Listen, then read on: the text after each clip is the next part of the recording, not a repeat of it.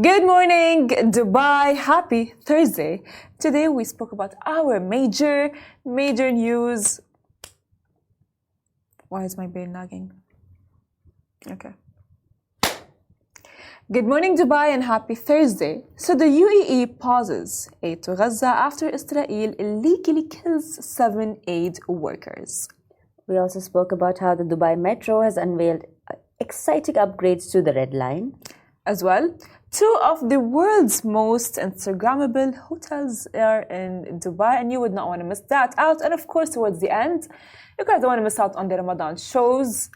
I told you briefly about it. Don't forget to watch me in the show on Snapchat.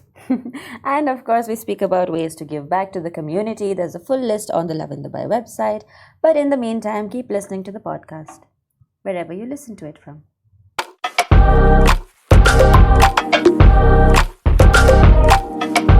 Dubai, and happy Thursday to all those who are fasting. You can do it a few more days only. And Annika's laughing at me because I keep on talking about this. And of course, it is extremely hard, I must say, to everyone who's fasting, coming from someone who is fasting. I'm just wondering if you're saying this to yourself or to the other people. I mean, because every day she's like, few more days left. Few more days left. We can do this because, the more that you are closer to the finish line, the harder it gets. I can assure you that. Words of wisdom. So you guys, quotes by Farah. And Annika is just like laughing at me. So you guys, now let's just give you the news for today. UAE pauses aid to Gaza after Israel illegally kills 7 aid workers. The Dubai Metro unveils exciting upgrades to the Red Line. As well, 2 of the world's most Instagrammable hotels are in, of course, none other than Dubai. And later on in the show, we are going to be talking to Stefan Muller, who has conquered the 777 challenge. This is very exciting and interesting. Well, a challenge that we need to conquer is social media. Because it can be really toxic. You know what I mean? For example, like I'm on TikTok or Instagram, or I'm researching one thing. Okay. And the next thing, it's like, oh yeah, I all of a sudden have anxiety, depression, ADHD, all of these things, and I'm like, what? Don't you agree? So you're self-diagnosing. I mean, it's hard, you know what I mean? Because, like, for example, you go see, let's say, a TikTok video, and it's someone who goes like, oh yeah, if you have these symptoms, you have anxiety. Okay, but like, Farah, why are you listening to these people? Go to a doctor. Exactly, but you know what I mean? This is like the point. Like, the point is social media have been very toxic, that it has been allowing us to, I would say, self-diagnose ourselves. But I'm not saying that I'm diagnosing myself. I'm just saying, like, in general, I'm normal, I'm happy, I'm fine, I'm perfect, internally. But I mean, like, for example, like I see all of the kids that are very vulnerable because, like, at this age, their minds, let's say at like a younger age, kids who are like 16, 17, their minds are like a sponge. Right. And so everything that they hear, they just like grasp onto it. And what happens is they watch a video, and the video is saying things like, oh yeah, if you have these symptoms, you suffer from anxiety. If you have these symptoms, you suffer from depression. And the kids do tend to actually go by that and believe that. What do you think? You're right. I'm just wondering, like, this is out of all the ways I thought I would start my morning. Depression and anxiety were not it. Of course. But you're right. We do a lot of our time goes on social media nowadays, because this is where the world is. And kids, especially teenagers, I feel like, yes, you're right. They're very impressionable. And to go on social media then and see a lot of social media is all aspirations, right? It's all the beauty and the bane of social media is that you can project a kind of lifestyle that you might be manifesting while not really living it, but people will believe that that's the lifestyle you own. And of course, when perhaps me as a teenager will see this, happening. For some, like 27-year-old woman, I think that that's where I should be. When it's not necessarily like when she was a teenager, she was probably at the same place where I was. So there's a lot of like mixed timelines, mixed age groups, different different algorithms, and like it is a very vicious void. But I think this is where it's very important as like a family to connect with your family, to keep yourself grounded. And I think if parents are listening, talk to your children, talk to them about what they see on social media, get those interactions, understand where they're coming from, understand how you can change things around if they're being exposed to things that might harm them, might harm their esteem, might harm their image. I mean, as it is, teenagers, honestly, they're going through so much. They are. They don't need more. Like, as a teenager, you're just like, you think the world is after you. And it goes on until like you're 23 or 25. Yeah. So yeah, it's not the best time now, but yeah. No, I do agree with you. I'm existential. I mean, now Annika's going to be like, but you know what? Like, it just gets me to the question. Like, we now live in the digital era and the era of like social media, where we do. Social media actually plays a huge role in everyone's lives. Indeed it is. But for kids, it's, as we said earlier, it's like their minds are like a sponge. They just like grasp onto everything, and they just don't have the awareness that, like people are posting on social media what the other person or the other party wants other people to view. You know what I mean? Like, no one's gonna be like, oh yeah, hey, I had a very bad day. This and that has been really happening, you guys.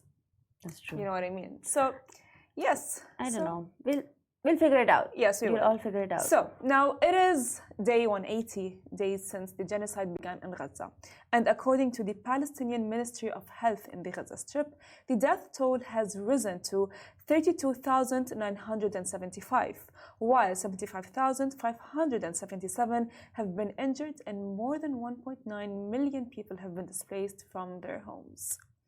As well, Dubai iftar time for today, if you guys are waiting, it is 6:40 p.m. and you can find up-to-date prayer times on Lovin Dubai website.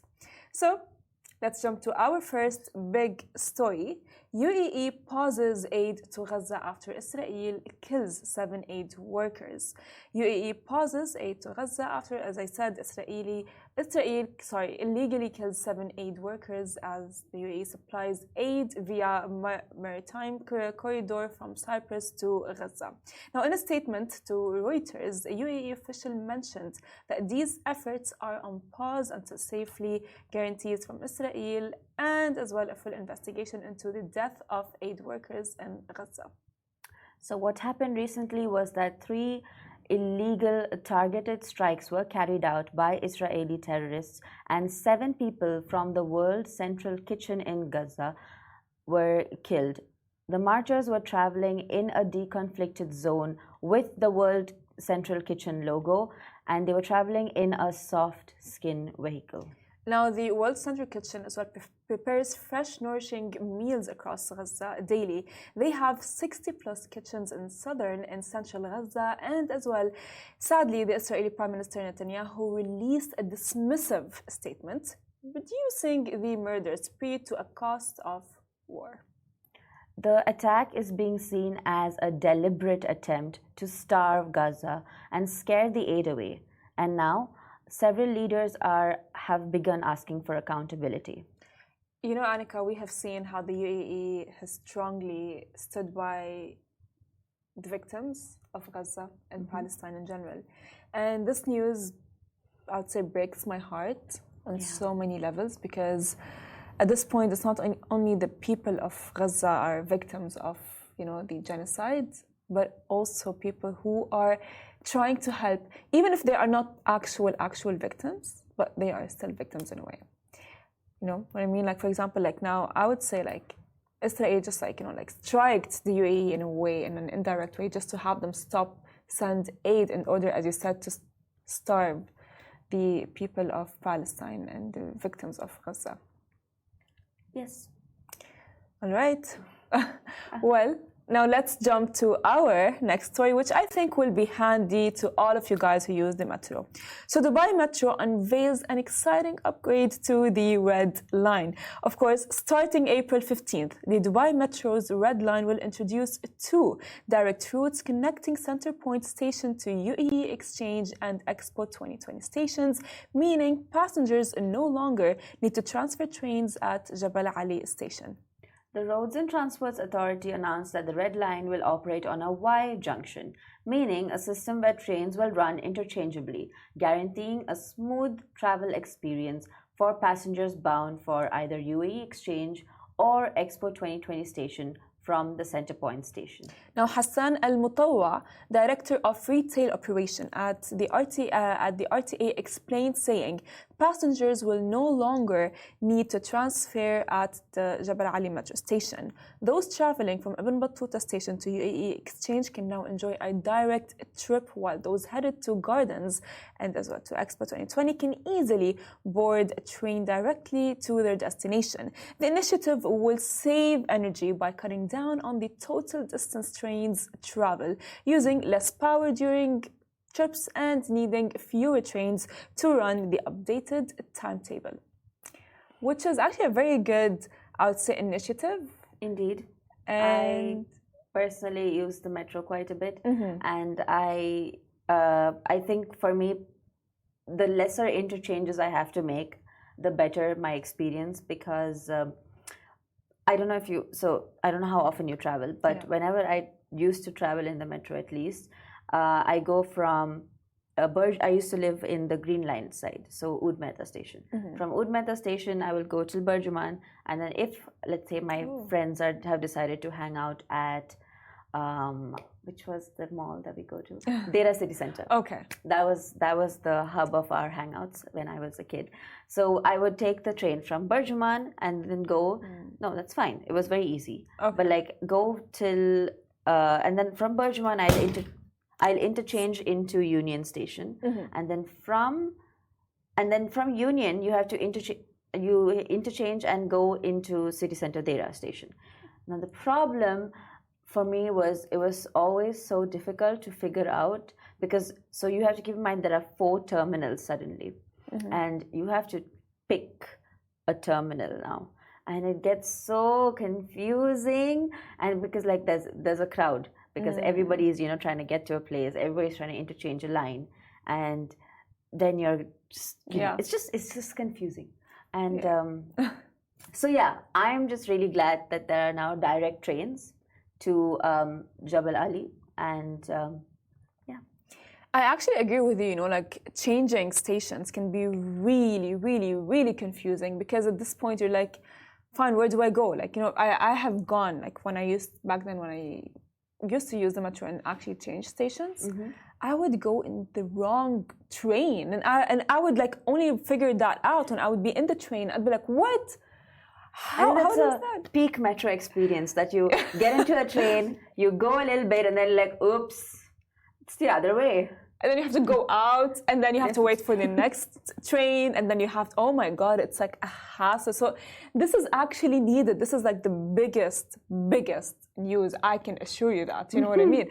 I mean, God, at this point as well, as you said, because like when you are changing the trains and with the crowd that is not only in the train, outside of the train too, everyone's trying to get to the next train, and it's like your mind just like slips off. It just goes like, ooh, you know what I mean? It's like I agree. Different. But you know what? So small things. We now have this effort by the Dubai Metro. Very soon the blue line's coming up. Inshallah, maybe soon we'll get a purple line. Ooh. And things will get better.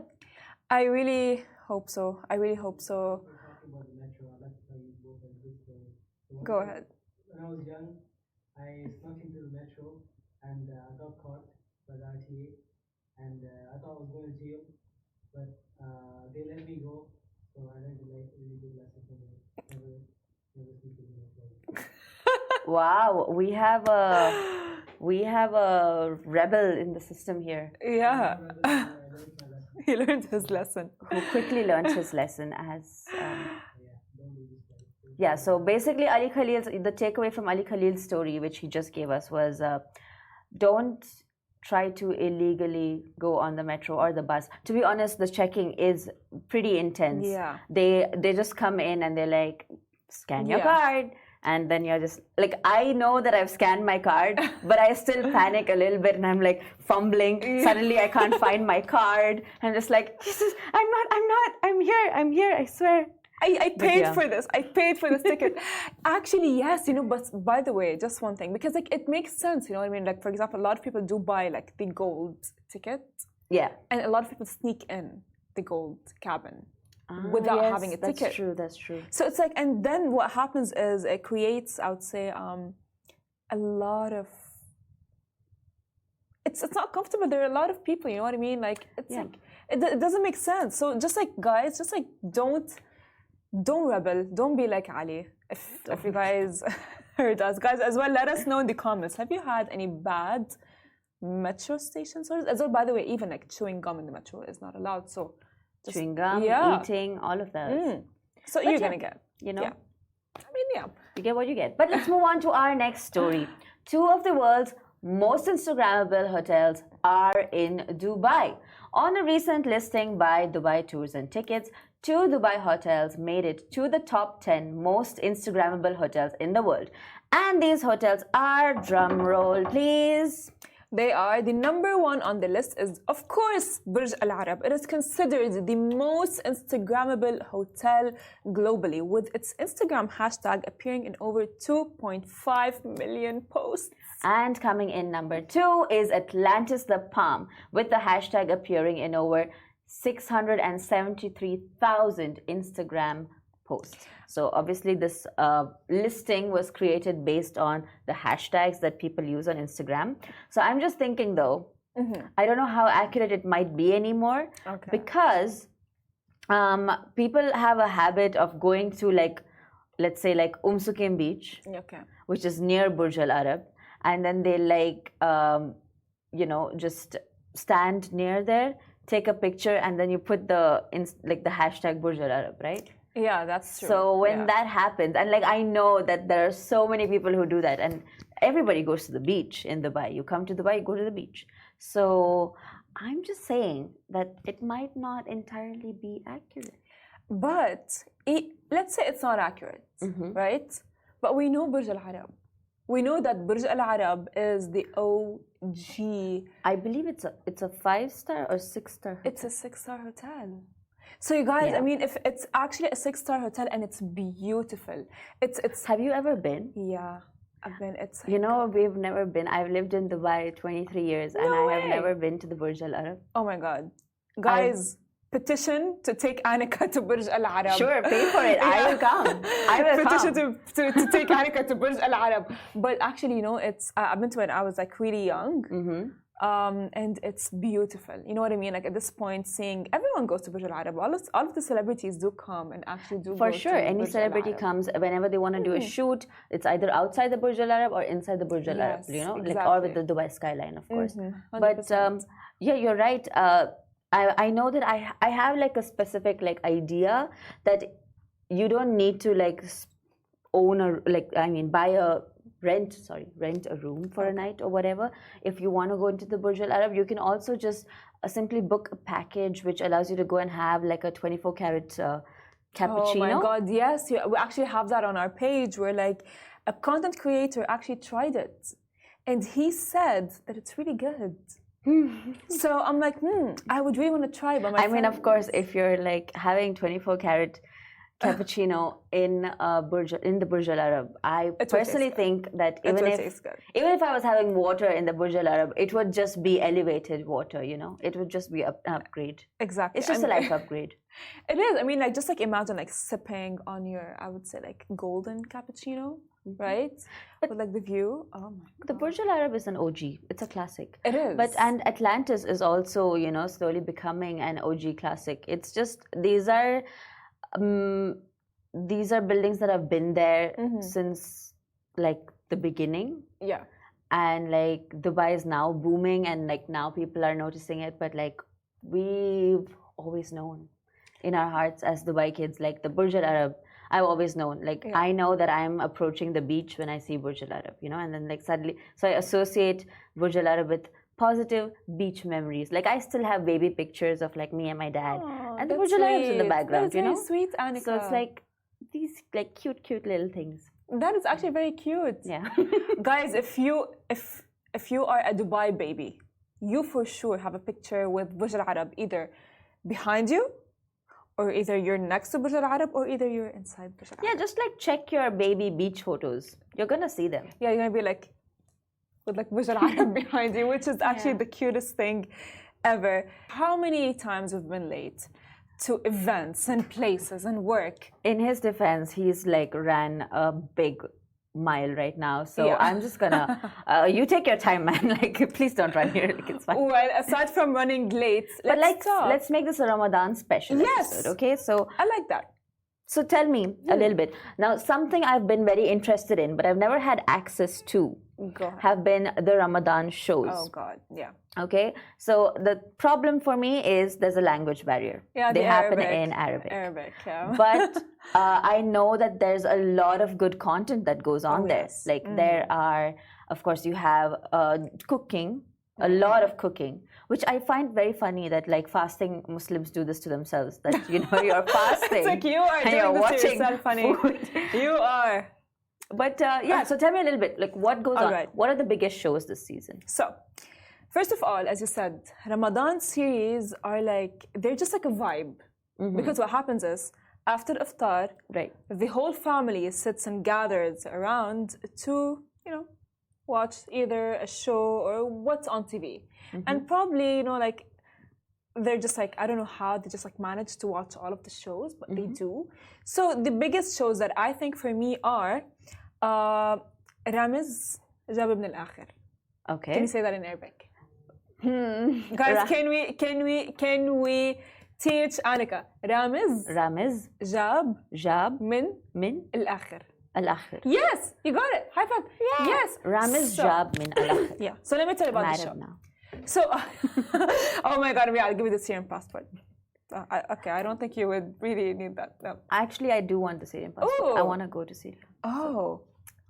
Anyways, but like that's that is a different topic. Tell me about Ramiz Jab min al-Akhir. Oh wow! See, guys, Anika got it like this. So, it's technically Ramiz is known to be a prankster. Okay. And he is like very, I would say, he's a very harsh prankster. And every Ramadan he has a prank show. Every Ramadan. So like there's like one where like he took the other like famous other Arab celebrities to the wild and have like I don't know. Is he like Ellen, like but Arab? He is even worse. No, he's even worse. Like his pranks are not even like normal pranks. You know what I mean? They're like really. So would you say you watch it out of sadistic tendencies or? I mean, we used to watch it because like the reactions of the celebrities would be very funny. But now I'm watching it because it's actually really good. Because for this season, his show is not like a show of just like a prank. Okay. His show is more of like, you know, he's getting two celebrities who hate each other or had feud or fought or something like that. And he forces them to, you know, come face to face and just like, you know, face their issues between each other. How does he do that? So he technically gets them both. He lies to them like, hey, I am, you have an interview, and the celebrity sadly just like believes, right? And then the other celebrity as well comes. And then this is so interesting. It is. And then you know what he does? So much gossip. Literally. And such then, a pot stirrer. Literally. And then he tells them like, fine, you have now a secret code that you need to say, and then they slide down a slide.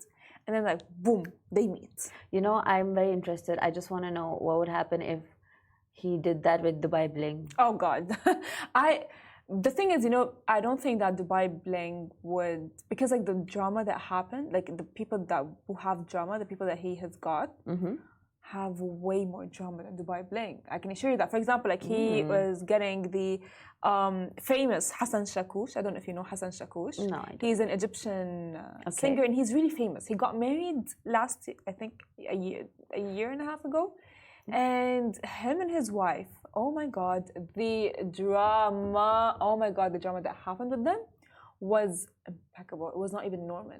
We love peeking into windows. Literally. And then, well, what happened is apparently, I don't know, she said he kicked her out of the house, and then literally, like, their marriage lasted for like a few Okay, but days. like, let's keep that for Ramiz to do. Exactly. Tell me, so I know, aren't you also doing a show? I am, exactly, yeah, I am. I am talking about all of the Ramadan let's give a quick shows. shout out to your show. Tell us about where we can watch it. So guys, I'm doing a show called Trendat Ramadan, where I speak about all of the Arabic shows that are now, that are actually were happening like in Ramadan. But I'm speaking in Arabic. However, I think you guys can, I would say, understand from my facial expressions what I mean or what I'm saying, hopefully. And because as well, I do put, by the way, some snippets of the show in my show. Snippets of the show. Not my show. I mean, the snippets of the different shows series, that you're talking about. Exactly, in my show, just to give you like I would say just like a bit of, I would say, understanding of what the shows are about. And not only that, by the way, as well. For example, there's not only Ramiz. There is give us your top 3. My top 3: Ramiz, Ulad Badia. Ulad Badia. Yes, and 2024. Because 2024, last year, there was a show called 2020. And they moved on to this year to 2024. So like the jump from 2020 to 2024 was like, why? Because apparently it's a story about a lady who lost her brother and then she took revenge and killed someone. And yeah, she took revenge. Guys, just watch my show at this point. Fascinating. Love that. So guys, come on. Like, for example, if you are really going to be watching this show, my show, you need to actually watch my show because it's really nice. And Anika, I would really advise that you would watch Ramiz because it's very entertaining and it's actually for a good purpose. If it was just him, let's say, pranking people, I would rate it honestly a 9 out of 10. Ramiz's old shows, I would give them, I would say, a 5 out of 10. Do you know any Arabic shows? I don't know any Arabic shows, but seeing that this is the month of Ramadan, actually, I have a bunch of ideas for how what you can do in the last few days of Ramadan. Yes, sure, go ahead. Would you like to listen to them? Of course, okay. Since Eid is coming. Yes. So this is basically my little list on like ways to give back to the community, because as you know, Ramadan is all about giving back to people and doing all that charity and doing all those good deeds. So for example, of course, there are all those meal donations, meal packing. There's Draw a Smile, there's the Giving Family, there's Draw a Smile and Dubai Goodwill. These three, they're always there every day until Eid. They're doing Ramadan kit distribution. So you can go in, you can just register, you can pack with them, you can pack the food, and it's usually like a little meal of like a biryani and like fruits and water and whatever. Plus, you get to pack all of it and you get to send it. And you get it distributed to people. You see a smile on their face. And I think that's really sweet. I'm part of it. I haven't gone to one yet because I've been so under the weather, but I do hope to make it to one at least maybe today or tomorrow. Well, hopefully you guys, Ramadan is still there. So you guys can still, hop on your good deeds if you want, you know what I mean? Like, just like to get in the vibe of Ramadan. So you guys, sadly, our guest will not be making it. Of course, he probably got stuck in traffic, which is very normal and it's very okay. But other than that, a huge thank you, a huge big thank you to Anika for joining me today on the Lovin Dubai show. It was a pleasure actually sitting and talking to you. The Lovin Dubai show is going to be back with you live tomorrow morning, 8:30 a.m. Same time, same place. Bye-bye.